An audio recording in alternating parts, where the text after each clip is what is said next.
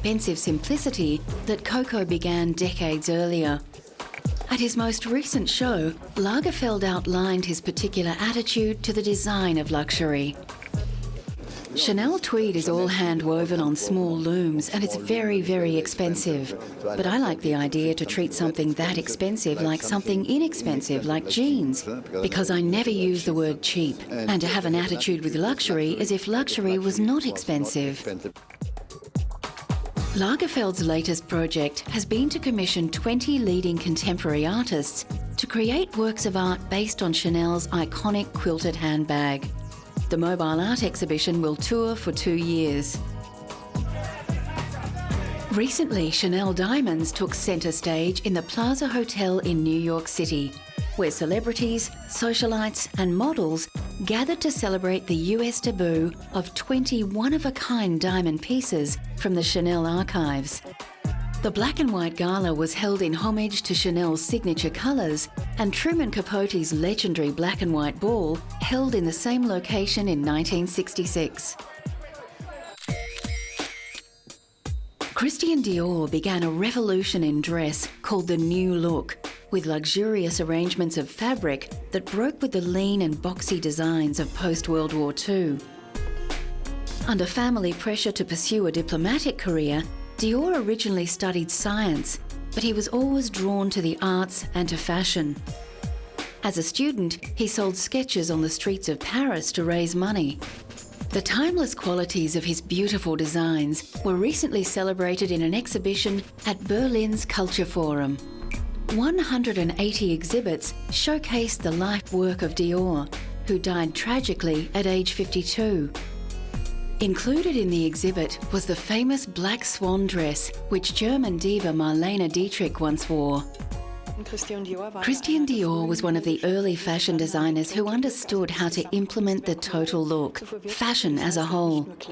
This means that he not only incorporated clothes into his haute couture for his collection, he also designed accessories and intensively dealt with fashion jewellery. John Galliano is the current head of design at Christian Dior. Born in Gibraltar and raised in London, Galliano has been at the Paris fashion house since 1996, and his theatricality and love of seduction has been famously successful for Dior. Here, his haute couture Paris show is faultless in its invocation of beauty, luxury and elegance. The reason why Christian Dior has so much success with Galliano after 10 years is because Galliano brings to the House of Dior his creativity, his modernity, and he respects the heritage of Mr. Dior.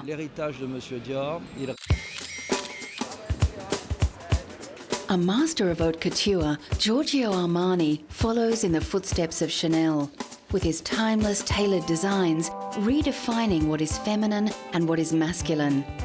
Italian-born Armani began as a designer in well-known fashion house Nino Cerruti Jimenez, before beginning his own label in 1974. In 1975, he introduced women's wear, and his simple, clean lines became instant classics, making him the richest and most successful Italian designer ever. Very, very elegant. His style doesn't shriek, it whispers. And I think when people are wearing his clothes, the clothes don't wear them. They feel very elegant, they always feel perfectly dressed for any occasion, and I think they feel comfortable.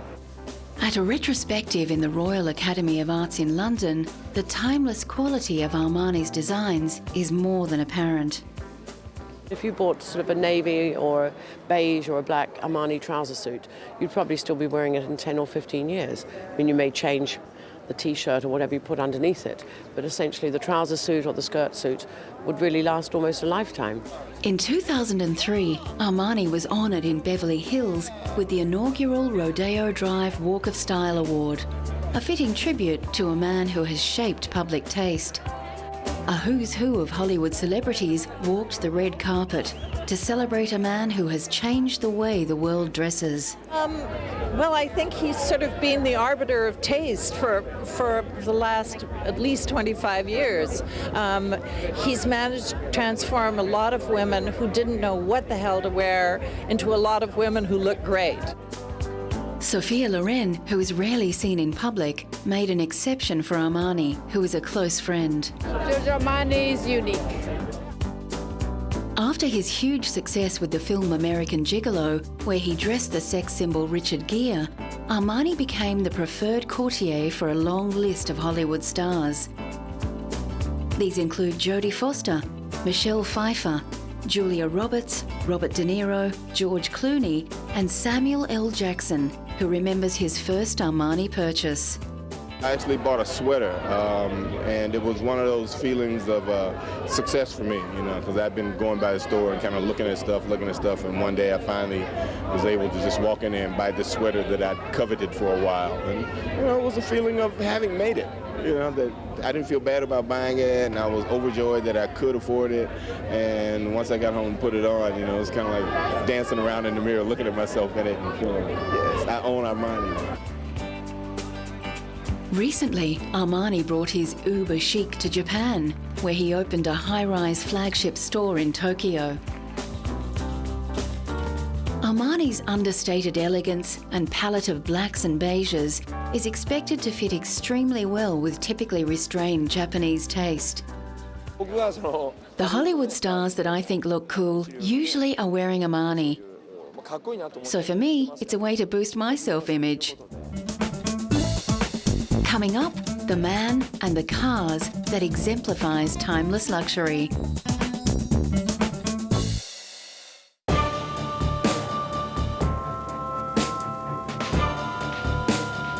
If ever a man and brand defines timeless classics, it's James Bond.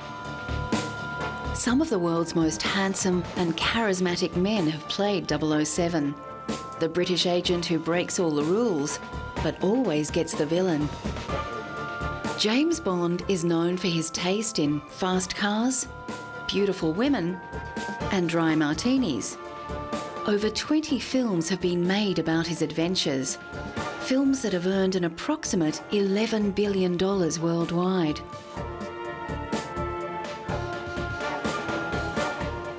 Recently, Sean Connery, considered by many to be the definitive Bond, received the 34th American Film Institute Life Achievement Award in honour of his acting work.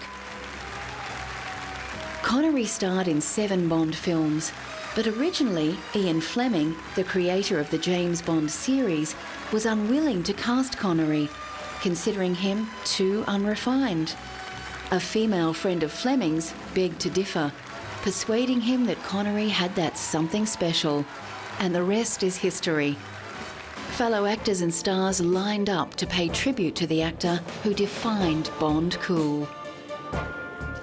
He's my father, my mentor, my inspiration. Great man, wonderful occasion. I'm delighted to be here to honor him. And Sean Connery was filming in Vegas and he came to see my show.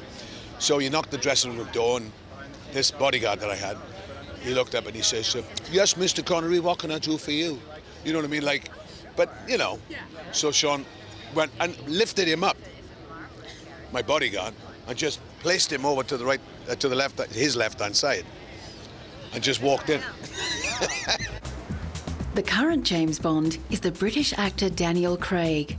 Craig is the 6th actor to play Bond, after Connery, George Lazenby, Roger Moore, Timothy Dalton, and most recently, Pierce Brosnan. Craig breaks the mould for James Bond because he's the first blonde, but his masculine charisma more than qualifies him for the part. Craig's first Bond film, Casino Royale, returns to the very first Ian Fleming book, which details how the secret agent became the ruthless James Bond. I can tell you about this movie, and I'm not going to compare it to any other Bond movie, but this is a new departure, and there is a lot of new things, but a lot of the Bond themes that are still in this. It has to be, because we're making a James Bond movie. But wait and see. Many men and women fantasise about a life filled with luxury and adventure, and an exhibition of 007 memorabilia assembled at London's Science Museum offers the public a chance to make that wish come just a little bit true. All the accoutrements of the Bond world are on display, including props, images, storyboards, costumes, and the famous Bond car, the Aston Martin Vanquish. It's your chance to become a secret agent for the day. You're given a swipe card, a little credit card thing, and you go around the exhibition finding out as much as you can about James Bond, the films, the phenomena. You're tested along the way, and then at the end of the exhibition you're rated as to whether you're going to make it into MI6 or not. Ian Fleming, the creator of James Bond, was no shy retiring writer. His adventure-filled life was on display recently at the British Imperial War Museum.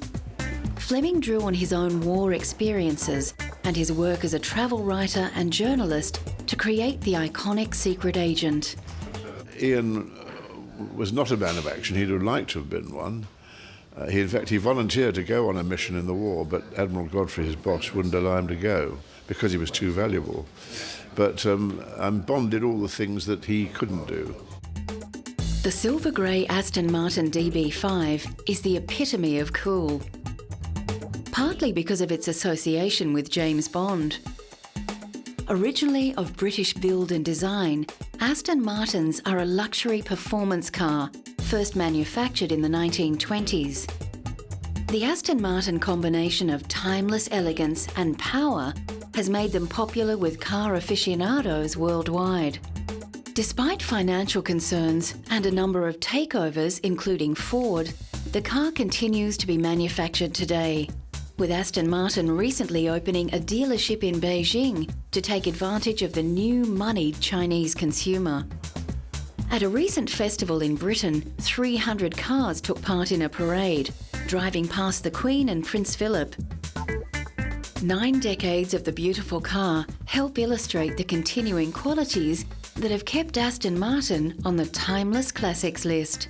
The fact that it's still here looking pretty good really after all those years, a lot of years of neglect, I think speaks well for the solidity and quality of Aston Martins. I think that's what people love about them. It's rather like a Rolex watch. It comes apart and goes together again with perfection. The late King Hussein of Jordan was a collector who knew and loved his luxury cars.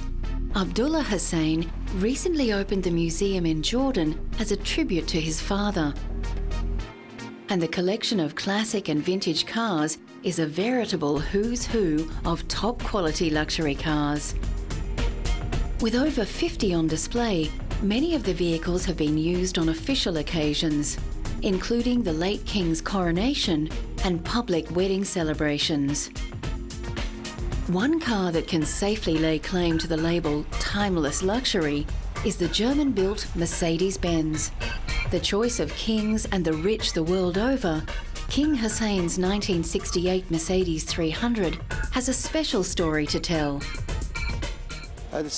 In this Mercedes, King Hussein survived a failed assassination attempt in Suela, and thank God no one was wounded and nothing happened to the car.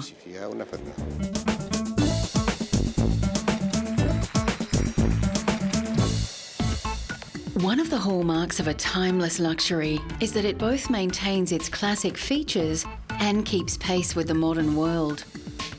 Mercedes are prized for their design elegance and on-road performance. But Mercedes-Benz has also introduced many safety and technological innovations that have been incorporated into other cars. The average American now spends 17 hours a week in their car. So for those who can afford it, a stylish and comfortable drive is only the beginning. For Mercedes-Benz, electronic gadgets help differentiate their brand. GPS navigation has been standard in Mercedes since the early 1990s.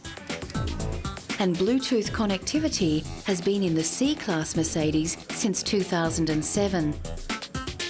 As for music selection, it's goodbye to the old CD player.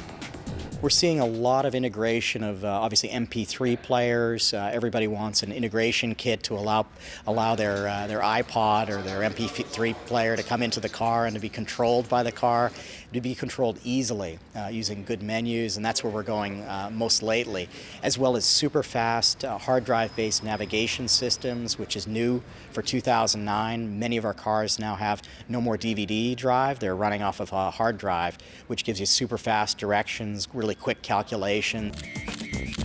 Some luxury brands and stars shine bright, but quickly fade. It's only with time and distance that we can say with certainty who and what will become timeless.